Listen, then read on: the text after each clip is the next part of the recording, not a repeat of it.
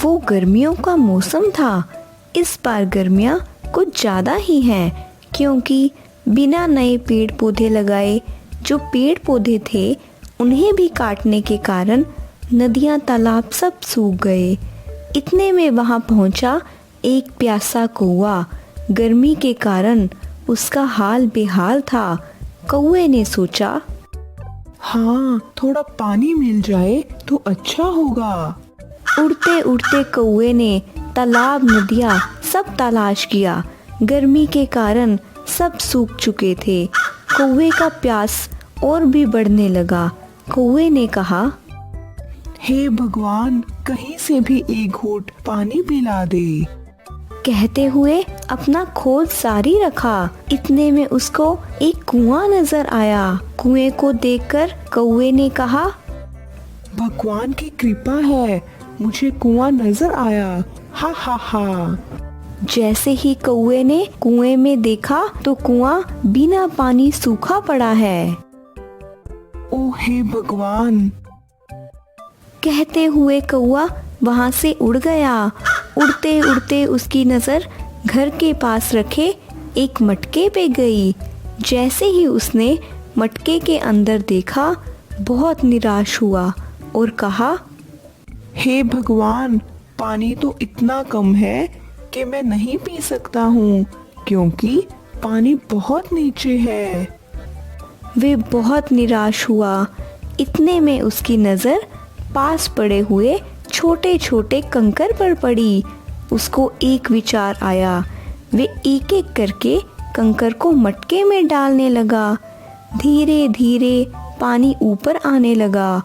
कौवे ने पानी पीकर अपनी प्यास बुझाई और कहा, हे भगवान, शुक्रिया शुक्रिया। हा हा हा। कहते हुए उड़ गया।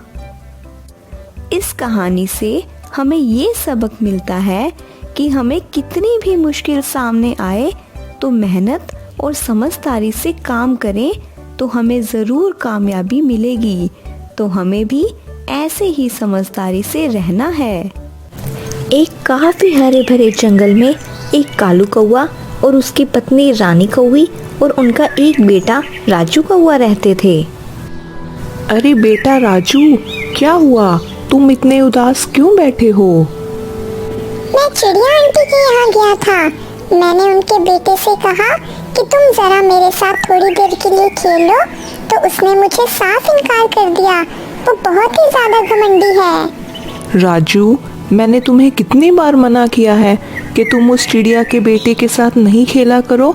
वो तो है ही घमंडी और तुम्हें भी अपने साथ खराब कर देगा वो। अच्छा रानी, मैं जा रहा हूँ। मेरे भाई बबलू कौवे ने मुझे दूसरे जंगल बुलाया है। उसने वहाँ बहुत सारी गंदम की फसल रखी हुई है, जिसमें से वो मुझे थोड़ी गंदम की फसल देना चाहता है। तुम राजू और अपना ध्यान रखना, मुझे आते आते रात भी हो सकती है। ठीक है कालू, मैं अपना और राजू का ध्यान रखूंगी। आप निश्चिंत होकर चले जाओ। फिर कालू कौवा अपने भाई बबलू कौवे के पास दूसरे जंगल चला जाता है। फिर कालू कौवा दूसरे जंगल की तरफ जा ही रहा होता है कि कालू कौवे को रास्ते में भूख लग जाती है, जिसकी वजह से वो कालू कौवा एक पेड़ पर आकर बैठ जाता है। अरे, मुझे तो बहुत जोरों से भूख लग रही है। अब मैं क्या करूं? चलो, इस पेड़ पर जो मीठे मीठे अमरूद लगे हैं, इसको ही तोड़कर खा लेता हूँ। फिर कालू कौवा वो मीठे मीठे अमरूद तोड़कर खाने लगता है। अरे वाह वाह, बहुत ही मज़े का ये अमरूद था। मज़ा ही आ गया इसको खाकर तो। चलो चलो कालू कौवे, अब चलता हूँ। अगर रात हो गई तो जाना मुश्किल ही हो जाएगा मेरा। फिर कालू कौवा ऐसे बातें कर ही रहा होता है कि कालू कौवे को अचानक एक तीर आकर लग जाती है, जिसकी वजह से कालू कौवा बहुत ही ज़्यादा घायल हो जाता है। बाप रे बाप, लगता है शिकारियों ने मुझ पर हमला कर दिया है। अरे ये तीर कोई निकालो, वरना मैं तो मर ही जाऊंगा। अरे कितना दर्द हो रहा है। अरे कोई तो मेरी मदद करो। फिर कालू कौवा ऐसे चीख ही रहा होता है कि वहाँ पर एक तोता आ जाता है और वो तोता उस कालू कौवे को ऐसी हालत में देखकर उस कालू कौवे से कहता है, अरे कालू कौवे, ये क्या हो गया तुम्हें? तुम्हें तीर कैसे लग गया? अरे तुम्हें कितना दर्द हो रहा होगा। अरे अब मैं क्या करूं? अरे तोते, मुझे बहुत ज़्यादा दर्द हो रहा है। तुम जल्दी से जंगल जाओ और जंगल में जाकर सारे पक्षियों को और रानी कौवी को बुलाकर यहाँ पर ले आओ। ठीक है कालू कौवे, तुम बस थोड़ा सब्र रखो। मैं अभी जंगल जाता हूँ और जाकर सारे पक्षियों और रानी कौवी को बुलाकर ले आता हूँ। फिर मिट्ठू तोता भागा भागा सारे पक्षियों के पास चला जाता है। अरे टोनी चिड़िया, कालू कौवे को किसी ने तीर मार दिया है, जिसकी वजह से कालू कौवे को बहुत दर्द भी हो रहा है। वो हमें बुला रहा है। तुम एक काम करो, बाकी सारे जंगल के पक्षियों को जमा कर लो। तब तक मैं रानी कौवी को भी ये बात बता देता हूँ। ठीक है मिट्ठू तोते, तुम जाओ जल्दी और रानी कौवी को भी बुलाकर ले आओ। तब तक मैं सारे पक्षियों को यहाँ पर जमा कर लेती हूँ। फिर हम सब मिलकर उस कालू कौवे को बचाने के लिए चलते हैं। फिर मिट्ठू तोता रानी कौवी के पास चला जाता है। रानी कौवी, कालू कौवे को एक तीर आकर लग गया है। कालू कौवा बहुत घायल भी है, उसका बहुत खून निकल रहा है। तुम जल्दी चलो, कालू कौवा तुम्हें बुला रहा है। क्या हो गया है मेरे कालू जी को? वो तो अपने भाई बबलू कौवे के यहाँ जा रहा था, तो उसको तीर आकर कैसे लग गई? चलो मिट्ठू तोते, जल्दी से हम लोग चलते हैं उस कालू के पास। फिर सारे जंगल के पक्षी मिलकर उस कालू कौवे के पास जाने लगते हैं। कालू, ये तुम्हें क्या हो गया है? तुमने ऐसे आंखें क्यों बंद की हुई है? तुम उठो, मुझसे बातें करो। तुम्हें ये तीर कैसे लग गई है? अरे रानी कौवी, आप थोड़ा सब्र रखिए। मुझे लगता है कि अब ये कालू कौवा हमारे बीच नहीं रहा। अरे ऐसा कैसे हो सकता है? मेरे कालू को तीर कैसे लग गई? कालू हमें छोड़कर क्यों चला गया? कालू, तुम उठ जाओ, मुझसे बातें करो। अरे रानी कौवी, ये कालू कौवा अब हमारे बीच नहीं रहा। चलो, अब यहाँ रहने का कोई फायदा नहीं है। चलो, सब अपने अपने घोंसलों में चले जाते हैं। फिर सारे पक्षी उदास होकर वहाँ से चले जाते हैं। उन पक्षियों के जाते ही वहाँ पर एक वैद्य जी आ जाते हैं। वो वैद्य जी कालू कौवे को देखकर कहता है, अरे लगता है इस कौवे को किसी शिकारी ने तीर मार दिया है। चलो जल्दी से इसकी मरहम पट्टी कर देता हूँ। फिर वो वैद्य जी कालू कौवे की मरहम पट्टी कर देता है और कालू कौवे को कुछ देर के बाद होश आ जाता है। अरे वैद्य जी, आपका बहुत बहुत शुक्रिया कि आपने मेरी मरहम पट्टी कर दी। मैं तो पेड़ पर बैठा आराम आराम से मजे का भोजन खा रहा था, फिर अचानक मुझे एक तीर आकर लग गई। तुम चिंता ना करो कौवे, तुम जल्दी ही ठीक हो जाओगे। बस अपना ध्यान रखना। चलो अब मैं चलता हूँ। वहीं दूसरी तरफ पूरे जंगल में कालू कौवे के मरने की खबर फैल चुकी होती है। अरे तोते भैया, वो कालू कौवा कैसे भी था, पर दिल का बहुत अच्छा था। उसके बगैर तो ये पूरा जंगल सूना सूना हो गया है।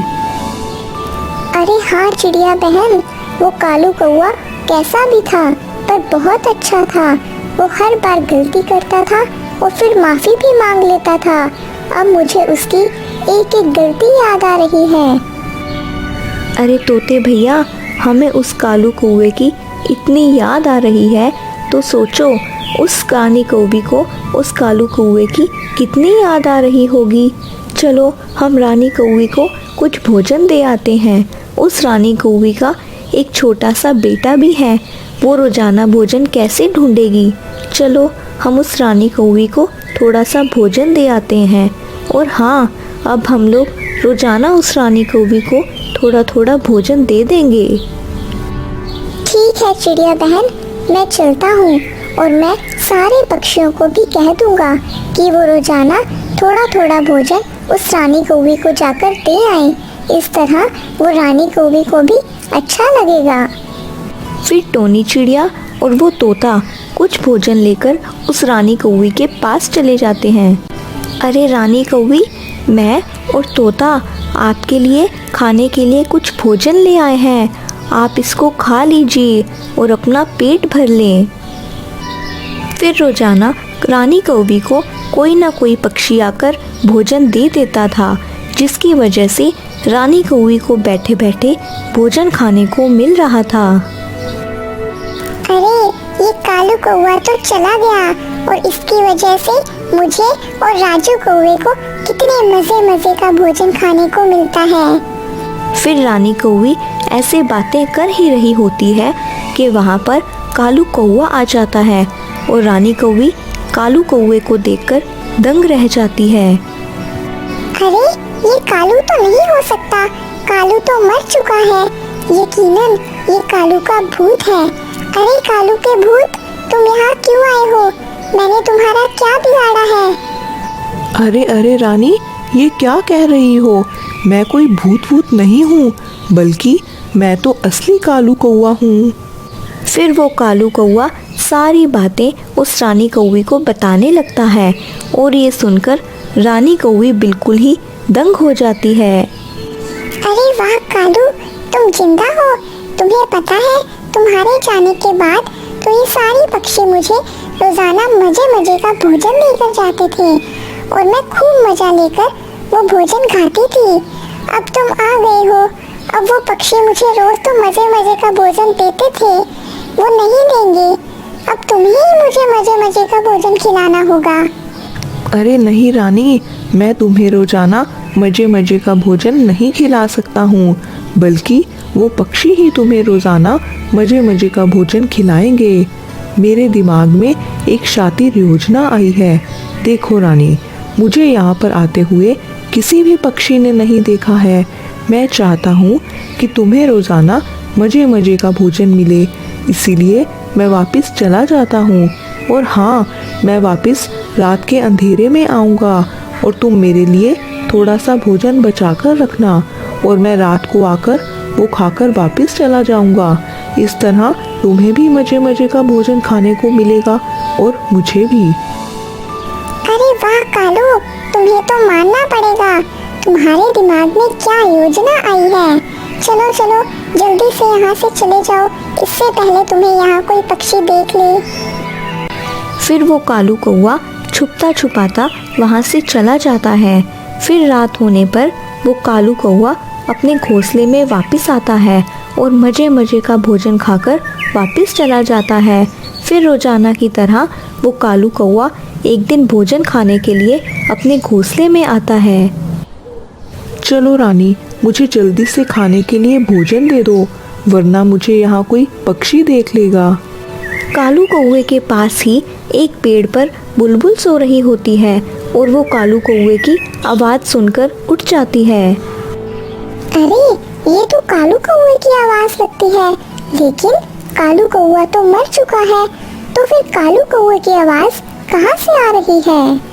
फिर बुलबुल की नज़र कालू कौवे के घोंसले पर पड़ती है, तो बुलबुल देखती है कि कालू कौवा अपने घोंसले में बैठा भोजन खा रहा होता है। अरे ये तो कालू कौवा ही लग रहा है, लेकिन ये कालू कौवा कैसे हो सकता है? कालू कौवा तो मर चुका है। चलो उस घोंसले में जाकर ही देखती हूँ कि ये कालू कौवा है या कोई और। फिर वो बुलबुल कालू कौवे के घोंसले में आ जाती है। अरे कालू कौवे, तुम तो मर चुके थे, तो तुम जिंदा कैसे हो गए? अरे ये क्या देख रही हूँ मैं, ये कालू कौवा तो जिंदा है। अरे बुलबुल, तुम यहाँ क्यों आ गई? तुम तो अपने घोंसले में सो रही थी। जाओ जाओ, अपने घोंसले में जाकर सो जाओ और इसको सपना समझकर भूल जाना। अच्छा कालू कौवे, अब मेरी समझ में आया कि तुम लोग ये सब कुछ मरने का नाटक कर रहे थे। तुम्हें तो रोजाना फ्री का मजे का भोजन मिल रहा था, तो तुम लोग ये नाटक करोगे ही ना। अब देखो, कल सारे पक्षियों को लेकर यहाँ पर आती हूँ, फिर सारे पक्षी तुम्हें कैसे मजा चखाते हैं। फिर अगली सुबह वो बुलबुल सारे पक्षियों को लेकर उस कालू कौवे के घोंसले में आ जाती है। अरे कौवे भैया, आप जिंदा हो, ये देखकर तो हमें बहुत ही खुशी हुई है, लेकिन ये बात आपने हमें क्यों नहीं बताई? वो मैं आपको बताती हूँ चिड़िया बहन। ये कालू कौवा मरने का नाटक कर रहा था। इसको रोजाना मजे का मुफ्त का भोजन मिल रहा था, तो ये तो नाटक करेगा ही ना। अरे पक्षियों, मुझे माफ कर दो, ये सब कुछ मैंने रानी के लिए किया है। रानी को रोजाना मजे का भोजन खाना था, तभी मुझे ये सब कुछ करना पड़ा।